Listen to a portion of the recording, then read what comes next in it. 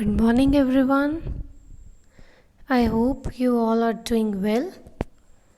So, today we are going to start our next chapter from Snapshots, and that is chapter number 3, Ranga's Marriage, written by Masti Venkatesha Iyengar. So, let's start with this chapter. Ranga, the accountant's son, is one of the rare breed among the village folk who has been to the city to pursue his studies. When he returns to his village from the city of Bangalore, the crowd mill around his house to see whether he has changed or not. His ideas about marriage are now quite different, or are they? तो ये story एक लड़के के बारे में है जिसका name है रंगा. उसकी मैरिज के बारे में है कि उसके मैरिज को लेके उसके किस तरीके के थॉट्स हैं, उसके क्या अपनी ओपिनियन है शादी को लेके. तो इसमें हम यही पढ़ेंगे कि वो शादी करना चाहता है या नहीं, या आगे जाके उसकी मैरिज होती है या नहीं, और कौन है रंगा, क्या उसके ओपिनियंस हैं, ठीक है, क्यों उसको लोग इतना ग्रीट करते हैं, वो कहाँ से आता है. तो ये सब हम इस स्टोरी में पढ़ेंगे. तो रंगा द अकाउंटेंट सन, रंगा जो है वो एक अकाउंटेंट का बेटा है. Is one of the rare breed among the village. Breed का मतलब है यहाँ पे टाइप ऑफ समथिंग. तो पूरे विलेज में, उनके पूरे गांव में, फॉक का मतलब है पीपल, तो पूरे गांव के लोगों में रंगा ही एक ऐसा रेयर ब्रीड निकला है, एक ऐसा टाइप का पर्सन निकला है जो कि यहाँ से बाहर गया, गांव से बाहर गया अपनी स्टडीज़ को परस्यू करने. Pursue means follow, to follow his studies, मतलब कहीं बाहर जाके इसने अपनी स्टडीज़ को कंटिन्यू करा. When he returns to his village from the city of Bangalore, कहाँ पे गया था इसका मतलब ये बैंगलोर. तो जब ही अपने गाँव वापस आता है बैंगलोर से, The crowds mill around his house to see whether he has changed or not. Mill का मतलब है gather. तो सारी की सारी भीड़ इकट्ठी हो जाती है ये देखने के लिए कि रंगा जो है वो चेंज हुआ है कि नहीं, कि हमारे गांव से एक ही लड़का है जो पढ़ने के लिए बैंगलोर गया, और जब वो वहाँ से आ रहा है तो सारे आस पड़ोस का, आप कह लो, मोहल्ला इकट्ठा हो जाता है उनके पास ये देखने के लिए कि देखिए वो चेंज हुआ है कि नहीं. His ideas about marriage are now quite different, or are they? अब यहाँ पे हमें ऑथर ये कह रहे हैं कि लोग यही जानना चाहते थे कि रंगा के जो आइडियाज़ हैं, जो थॉट्स हैं शादी के लिए, क्या वो अब बदल गए हैं या फिर वो वाले हैं या नहीं हैं जैसे रंगा सोचता था कि मुझे शादी करनी है या नहीं करनी. उसके बारे में हम आगे पढ़ेंगे डिटेल में. So let's start with our chapter. When you see this title, some of you may ask, Ranga's marriage? Why not Ranganatha Vivah or Ranganatha Vijay? Well, yes, I know I could have used some other mouth-filling one like Jagannatha Vijay or Girija Kalyan. अब author हमें ये कह रहे हैं कि जब हम इस टाइटल को देखते होंगे, यानी कि वी द रीडर्स, जब रीडर्स इस टाइटल को देखते होंगे तो हो सकता है हम में से कोई एक पूछे, रंगास मैरिज, ये क्या टाइटल रखा है इसने, रंगास मैरिज, रंगानाथा विवाह क्यों नहीं रखा टाइटल. अब क्योंकि ये स्टोरी कन्नड़ा लैंग्वेज में लिखी गई है, कन्नड़ा लैंग्वेज में इन्होंने आपस में बातें करी हैं इस स्टोरी में. साउथ को बिलोंग करते हैं राइटर, तो राइटर यही कह रहा है कि आप में से जब कोई ये स्टोरी पढ़ेगा तो वो यही सोचेगा कि रंगानाथा विवाह क्यों नहीं रखा स्टोरी का नाम, या रंगानाथा विजय क्यों नहीं रखा. वो कहता है, वेल येस, मुझे पता है कि मैं कोई और इस तरीके के माउथ फिलिंग टाइटल्स को रख सकता था. माउथ फिलिंग मीन्स बहुत बड़े बड़े टाइटल, इस तरीके के बहुत बड़े बड़े टाइटल्स को रख सकता था, जैसे कि जगन्नाथा विक्ट्री और गिरिजास वेडिंग, गिरिजा कल्याण, यस. तो जगन्नाथा एक बहुत बड़े वॉरियर थे जिन्होंने जीत हासिल करी थी।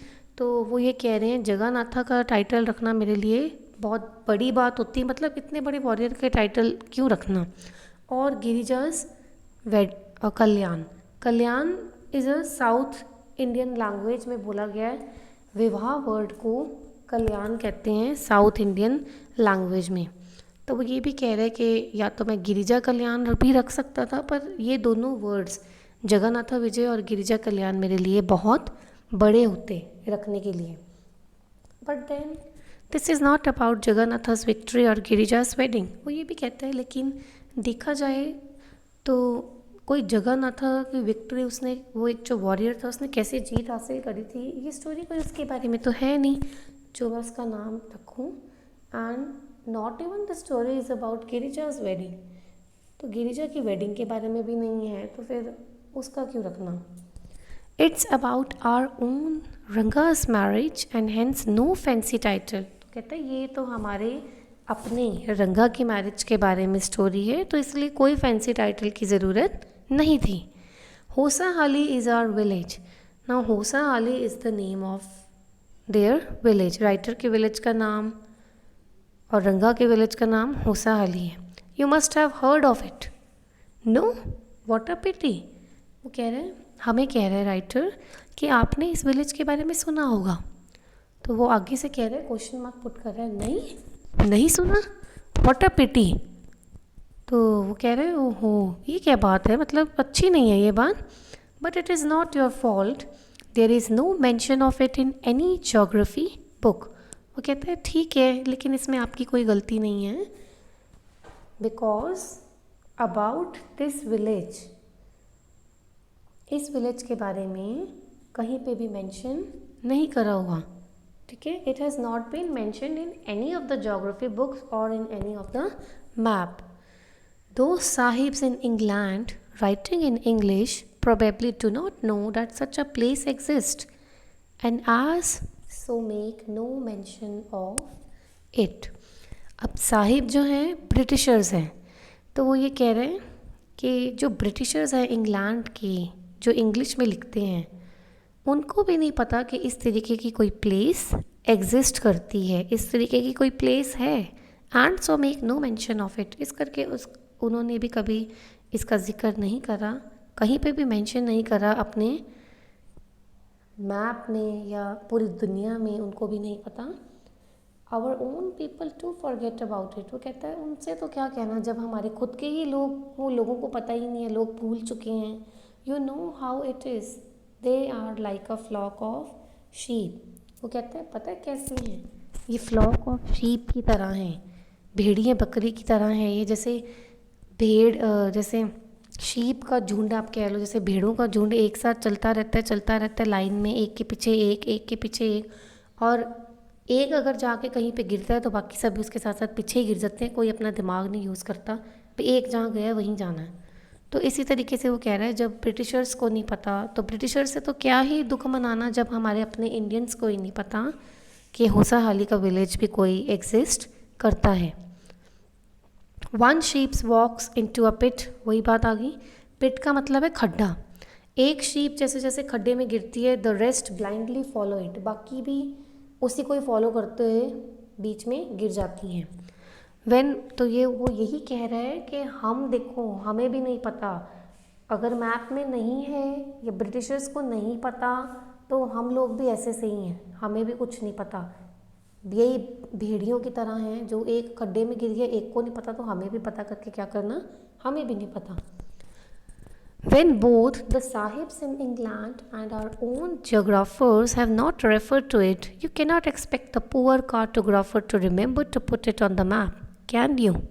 Cartographer कौन होता है? Cartographer होता है a person who draws or produces maps. तो वो कह रहे हैं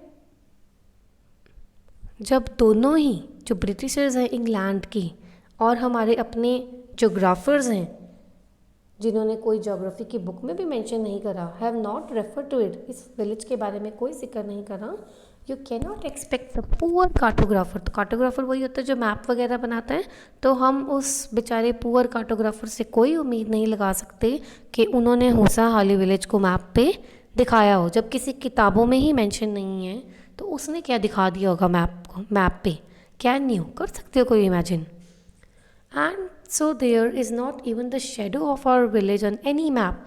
वो कहता है हमारे इस गांव की, इस छोटे से गांव की कोई परछाई भी नहीं है, कोई आसपास का कोई ऐसी कोई परछाई भी नहीं है जिससे बंदे को अंदाज़ा ही हो जाए मैप पे कि हाँ यहाँ पे शायद कोई इस तरीके का होसा हाली विलेज हो सकता है। Sorry I started somewhere and then went off in another direction. अब ऑथर हमें सॉरी कह रहे हो, कह रहे हैं कि मैंने शुरू तो कहीं से करा था लेकिन मैं थोड़ा सा किसी और डायरेक्शन में चला गया। If the state of Mysore is to be Bharatvarsha, what the sweet karigadubu is to a festive meal. अब कारीगर डब्बू यहाँ पे एक स्वीट को बोला गया है and that is a south Indian fried sweet filled with coconut and sugar. एक साउथ इंडियन की बहुत स्पेशल एक फ्राइड स्वीट है जिसके अंदर कोकोनट और शुगर की फिलिंग करी जाती है। अब वो ये कह रहे हैं ऑथर कि अगर मैसूर स्टेट के लिए भारतवर्ष एक कारीगर डब्बू की मिठाई की तरह है, then Hosahalli is to Mysore state what the filling is to the karigadubu. अब कारीगर डब्बू एक बहुत इम्पॉर्टेंट मिठाई है जो इनके फेस्टिवल्स में साउथ में यूज़ करी जाती है, ईट करी जाती है। और वो ये कह रहे हैं मैसूर में अगर कारीगर भारतवर्ष के लिए कारीगर डब्बू एक बहुत इम्पॉर्टेंट पार्ट है, जैसे एक मिठाई है बहुत इम्पॉर्टेंट पार्ट है, तो होसा हाली के लिए ये जो मैसूर की स्टेट है, होसा हाली तो एक छोटा सा गांव है, मैसूर पूरी स्टेट है, तो होसा हाली के लिए मैसूर की जो स्टेट है वो क्या है, what the filling is to the karigadubu. एक minute, yes let me correct here, Mysore के लिए जो होसा हाली है, ठीक है, हाँ मैसूर क्योंकि बहुत बड़ी स्टेट है, होसा हाली जो है वो छोटा सा विलेज है। तो मैसूर बहुत बड़ी स्टेट है, होसा हाली बहुत छोटा सा गांव है and it was not even mention about this village on any of the map on any of the geography book. तो वो यही कह रहे हैं कि मैसूर के लिए जो होसा हाली है वो क्या है, कारीगर डब्बू मिठाई की जो फिलिंग है ना, कोकोनट और शुगर की जो फिलिंग करी गई है वो है, वो फिलिंग के बराबर है ये छोटा सा गांव। What I have said is absolutely true, believe me। Author कह रहे हैं जो भी मैंने आपको बोला है वो बिल्कुल सच है, मेरा विश्वास करो। I will not object to your questioning, but I will stick to my opinion। तो वो कह रहे हैं भाई मैं आपके क्वेश्चनिंग करने पे कोई ऑब्जेक्ट नहीं करूँगा, लेकिन हाँ मैं अपने विचारों पे, अपने ओपिनियन पे बिल्कुल स्टिक रहूँगा। I am not the only one who speaks glowingly of होसा हाली। We have a doctor in our place, his name is गुंडा भट्टा। अब वो कह रहे हैं कि मैं ही एक ऐसा यहाँ पे पर्सन नहीं हूँ जो कि होसा हाली के बारे में बहुत ग्लोइंगली स्पीक करता है। स्पीक्स ग्लोइंगली का मतलब है प्रेस करना। तो वो कह रहे हैं ठीक है मेरा गांव है, मैं राइटर हूँ, मैंने स्टोरी लिखी है, तो आप लोग बेशक मेरी बातों पे मत बिलीव करना, लेकिन मैं ही एक ऐसा नहीं हूँ जो होसा हाली विलेज की बहुत प्रेज करता है। इवन हमारे यहाँ पे एक डॉक्टर हैं, उनका नेम है Gunda Bhatta. He agrees with me, he has been to quite a few places, no not England. If anyone asks him whether he has been there, he says no अन्य। तो वो कहते हैं कि वो जो डॉक्टर है गुंडा भट्टा वो भी मेरे बात से बिल्कुल एग्री करता है। वो कुछ प्लेसेस पे गया हुआ है, कुछ जगहों पे गया हुआ है। वो कहता है नहीं नहीं इंग्लैंड नहीं, इंग्लैंड मत समझना। If anyone ask him whether he has been there, he says no अन्य। अब अन्य जो है एक रिस्पेक्टफुल टर्म है किसी बड़े को देने के लिए, किसी एल्डर को देने के लिए। साउथ में अन्य इस तरीके से कहते हैं। मे बी आपने किसी मूवीज़ में सुना हो, उसमें सुना होगा शायद, चेन्नई एक्सप्रेस में। ठीक है, अन्य इस तरीके से किसी बड़े को रिस्पेक्ट देने के लिए अन्य कहते हैं। तो वो यही कहता है कि जो डॉक्टर है गुंडा भट्टा, वो भी मेरे बात से एग्री करता है कि हाँ ये प्लेस अच्छी है, होसाहली विलेज मतलब प्रेज वर्दी है, मतलब बहुत अच्छा है भाई। वो भी इसके बारे में ग्लोइंगली ही बोलता है। I have left that to you, running around like a flea pestered dog is not for me. अब वो कहता है, ऑथर कहता है कि यस, ऑथर ये कह रहा है कि जो गुंडा भट्टा है वो कुछ कुछ जगहों पे गया हुआ है, लेकिन हाँ इंग्लैंड में नहीं गया। अगर कोई उससे पूछता है कि तुम वहाँ पे गए हो, तो वो भी यही कहता है कि नहीं, मैं वहाँ पे नहीं गया, मैंने वो जगह जो है वो तुम्हारे लिए छोड़ दी है, यानी कि तुम चले जाना। अगर कोई उससे पूछता है कि तुम इंग्लैंड गए हो या किसी और जगह के बारे में पूछता है, तो वो कहता है नहीं मैं नहीं गया, मैंने तुम्हारे लिए छोड़ दिया, you go and travel there. Running around like a flea pester dog is not for me. तो डॉक्टर आगे से कहता है फ्ली पेस्टर डॉग का मतलब होता है a dog infested by fleas and ticks. एक डॉग जिसको कोई छोटे छोटे से इंसेक्ट्स, फ्लीज और टिक्स होते हैं इंसेक्ट्स, कोई कीड़े मकोड़े, एक ऐसा डॉग जिसको कुछ छोटे छोटे कीड़े मकोड़े लड़ जाते हैं और फिर उस डॉग को इचिंग होती रहती है सारी जगह। तो वो डॉग बिल्कुल टिक के बैठ नहीं सकता जिस डॉग को इचिंग हो रही है, तो वो थोड़ा अनकंफर्टेबल सा डॉग अपने आप को महसूस करता है, तो इधर उधर हिलता रहेगा। तो वो यही कह रहे हैं डॉक्टर गुंडा भट्टा कि मैं कोई फ्ली पेस्टर के डॉग की तरह नहीं हूँ जो इधर उधर हिलता रहे, नहीं मैं वैसा नहीं हूँ। I have seen a few places in my time though, as a matter of fact he has seen many. वो कहता है हाँ मैंने अपने टाइम में काफ़ी, मतलब मैंने अपने टाइम में कुछ जगहें देखी हुई हैं, और as a matter of fact he has seen many. Author हमें क्या बता रहा है कि नहीं उसने कहीं देखी हुई है, थोड़ी नहीं जब बल्कि कहीं थोड़ी थोड़ी से तो ज़्यादा देखी हुई हैं। यस, आई थिंक आज के लिए इतना बहुत है, वीडियो बहुत लंबा हो रहा है। So read by your own, and if you face any doubts you can contact me, and yes you have to read because reading is very important. तो अपने आप ही पढ़ना और डाउट्स क्लियर करना। Thank you so much students.